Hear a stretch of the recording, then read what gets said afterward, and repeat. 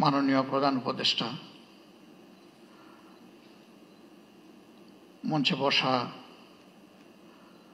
রাজনৈতিক দলসমূহের সম্মানিত নেতৃবৃন্দ, জুলাই 24-এ ক্ষতিগ্রস্ত শহীদ পরিবারের সম্মানিত সদস্যবৃন্দ, সামনে বসা সম্মানিত অতিথিবৃন্দ, শহীদ এবং আহত পরিবারের সম্মানিত সদস্যবৃন্দ, সাংবাদিক বন্ধুগণ, প্রথমে আমাকে এখানে ইনভাইট করার জন্য আমি আজকের আয়োজক সংস্থা ইউনাইটেড নেশনস অর্গানাইজেশনের কান্ট্রি অফিসকে আমি ধন্যবাদ জানাচ্ছি। আসলে কিছু আশঙ্কা, ব্যথা এবং কিছু আকাঙ্ক্ষা নিয়ে আমি এখানে দাঁড়িয়েছি। 15.5 বছর জাতির উপরে অত্যাচারের যে স্টিম রোলার চলেছে, এর দ্বারা অনেকেই ভিক্টিমাইজড হয়েছে। জুলাইটা ছিল তার শেষ পরিণতি। শুরুটা ছিল কার্যত 2009 সালের 25 এবং 26 ফেব্রুয়ারি ঢাকার পিলখানায় 57 জন দেশপ্রেমিক চৌকস প্রতিশ্রুতিশীল বিভিন্ন পর্যায়ের সামরিক কর্মকর্তাকে হত্যাকাণ্ডের মধ্য দিয়ে বাংলাদেশের উপর ফ্যাসিজমের থাবা শুরু হয়। তারপরে একে একে রাজনৈতিক দল, প্রথমে আমাদের দলটাকে দিয়েই শুরু করা হয় এবং শেষ পর্যন্ত যারা অপোজিশনে ছিলেন তারা কেউ বাদ পড়েননি। শুধু রাজনৈতিক দল নয়, এদেশের আলেম সমাজ, সাংবাদিক সমাজ, বুদ্ধিজীবী সমাজ, ব্যবসায়ীরা কেউই কিন্তু ফ্যাসিবাদের থাবা থেকে বাদ পড়েননি। অনেক সাংবাদিকের জীবনও চলে গিয়েছে, আবার কাউকে কাউকে জেলের ভাত খেতে হয়েছে। এমনকি হিউম্যান রাইটস নিয়ে যারা কাজ করেন তাদেরকেও সত্য কথা বলার জন্য জেলে থাকতে হয়েছে।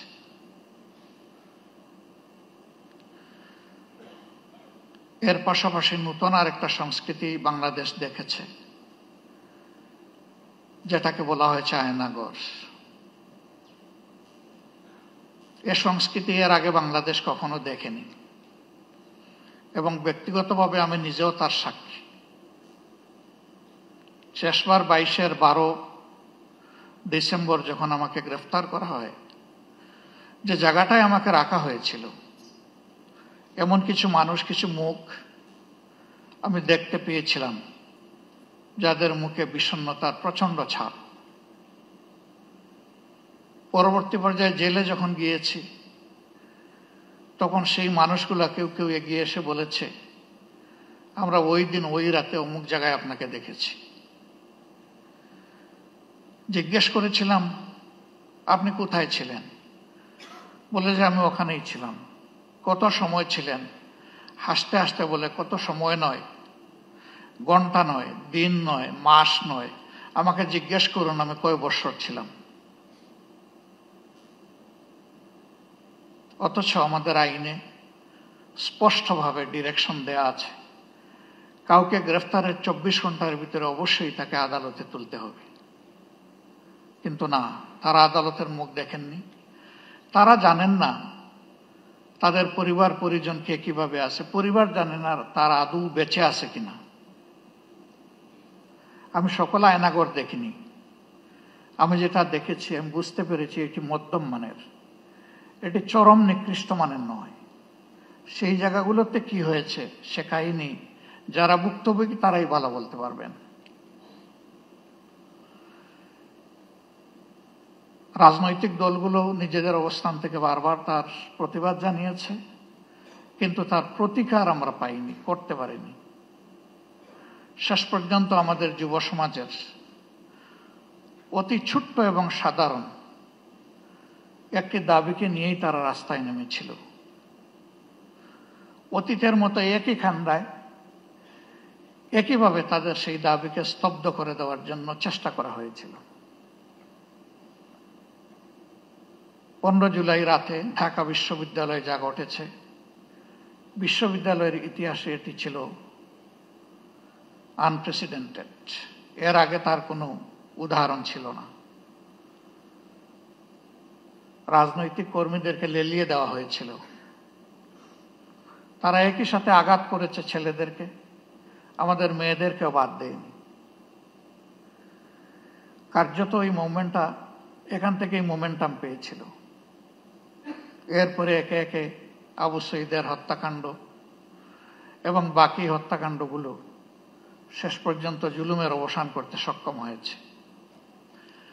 আমি জাতিসংঘের ফ্যাক্ট ফাইন্ডিং কমিটিকে আমার দল এবং বাংলাদেশের মজলুম জনগণের পক্ষ থেকে ধন্যবাদ জ্ঞাপন করি।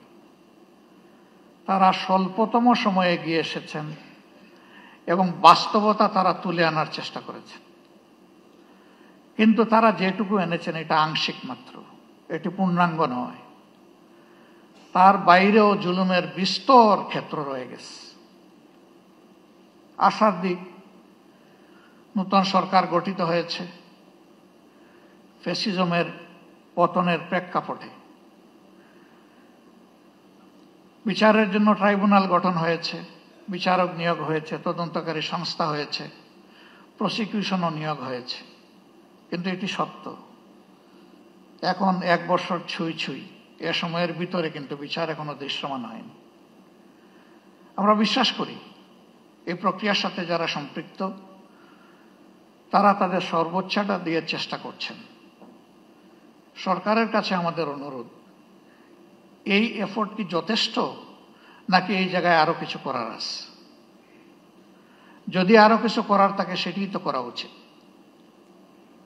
সারা বাংলাদেশে আমার মতো আপনারা অনেকে ঘুরেন, সব জায়গায় তো কান্নার রোল। কেউ আপনজন হারিয়ে, আর কেউ নিজেকে হারিয়ে। আপনজন হারানোর বেদনা আমরা বুঝি, কিন্তু যারা নিজেকে হারিয়ে বসেছেন, এই যে ছেলেটাকে দেখানো হলো,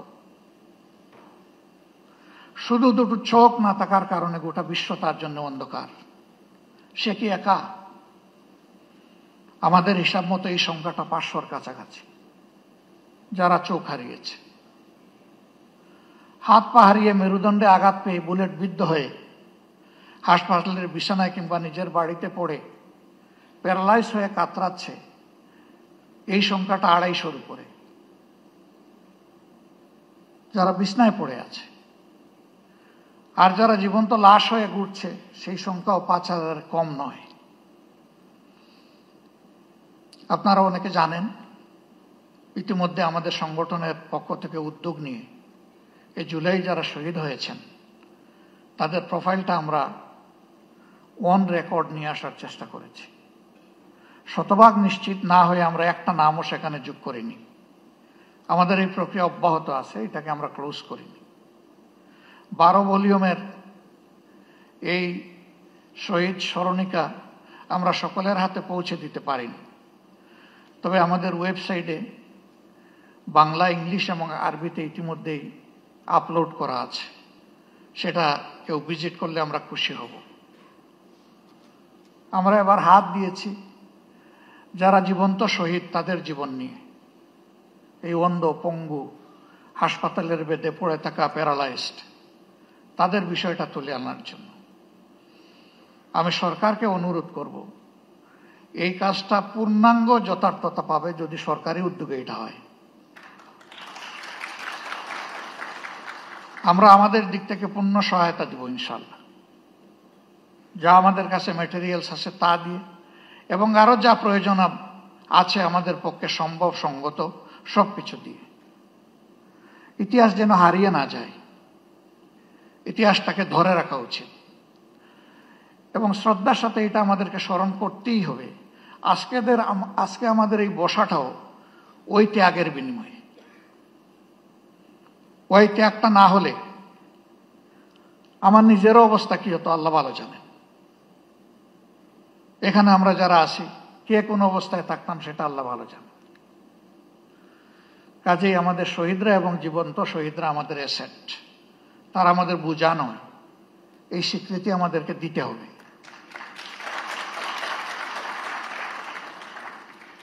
আমাদের সম্পদকে মুখে নয়, বাস্তবেই সম্মান দেখাতে হবে।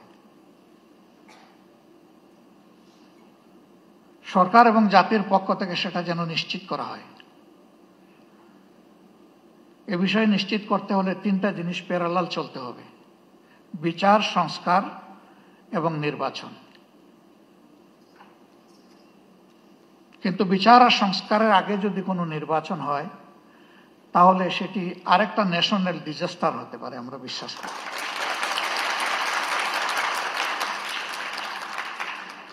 গত ২৬ তারিখ চীন মৈত্রী সম্মেলন কেন্দ্রে, সেখানে শহীদ পরিবার সোসাইটির একটা আয়োজন ছিল। ২-৪ জন বক্তব্য রেখেছেন। পুরোটা শুনতে পারিনি আমার অসুস্থতার কারণে, আংশিক শুনে আমি চলে গেছি। তাদের প্রত্যেকে অত্যন্ত সিংহের মতো গর্জন করে বলেছেন, বিচার না দেখা পর্যন্ত আমরা কোনো নির্বাচন দেখতে চাই না।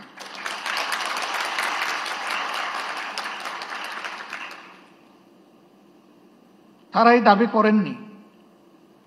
শত শত মানুষ যাদেরকে হত্যা করা হয়েছে, হাজারো মানুষ যাদেরকে পঙ্গু করা হয়েছে, তাদের সকলের বিচার করে তারপরে নির্বাচন হোক, তারা তা বলেননি। তারা বলেছেন যারা জঘন্য অপরাধী তাদের বিচারটা অন্তত ২-৪টা হলেও আমরা নিজ চোখে দেখতে চাই।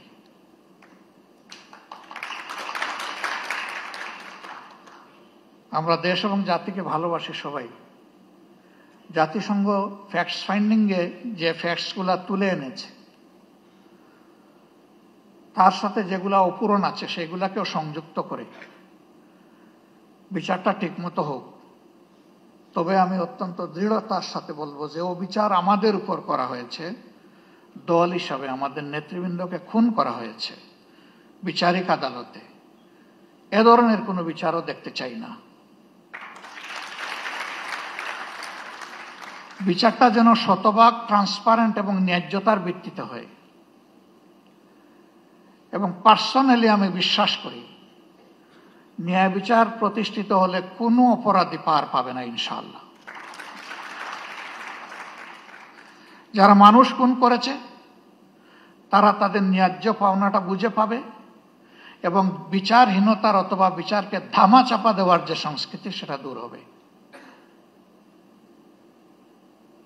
আমরা আমাদের দলের পক্ষ থেকে প্রতিশ্রুতি দিচ্ছি, এই প্রক্রিয়ায় আমাদের পূর্ণ সমর্থন এবং সহযোগিতা থাকবে। জনগণের ম্যান্ডেটের ভিত্তিতে আমরা সরকার পরিচালনা করার সুযোগ পাই অথবা আমরা বিরোধী দলে থাকি, এ বিষয়ে আমাদের ভূমিকা হবে স্পষ্ট, ন্যায্য এবং অকুতভয়। আমরা কাউকে পরোয়া করে কোনো কিছু বলবো না, করবো না। ভয় করব শুধু আল্লাহ তাআলাকে। দায়বদ্ধ থাকবো প্রথমে নিজের বিবেকের কাছে, তারপরে দেশবাসীর কাছে। অন্যান্য দলের পক্ষ থেকে একই প্রতিশ্রুতি আসুক তা আমি প্রত্যাশা করি। কেউ না কেউ তো আগামী সরকার চালাবে। তাহলে যারাই চালাক তারা যেন জাতির এই আমানত রক্ষা করে, আমরা যেন বিশ্বাসঘাতক না হই।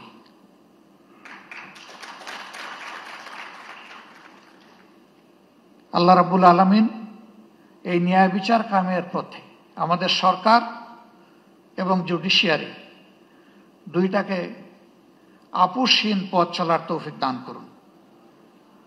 এবং আমি এখানে আরেকবার বলবো, জুডিশিয়ারি আমাদের স্বাধীন, এই কথা শুনতে শুনতে কান দুটো প্রায় বন্ধ হয়ে যাওয়ার উপক্রম হয়েছে। এটারও অবসান ঘটুক এবং সত্যিকার অর্থেই জুডিশিয়ারি স্বাধীন হোক। জুডিশিয়ারি তার পূর্ণ স্বাধীনতা ভোগ করুক। তাহলে আমরা মিনিমাম ন্যায় বিচার পেতে পারি বলে আশ্বস্ত হব।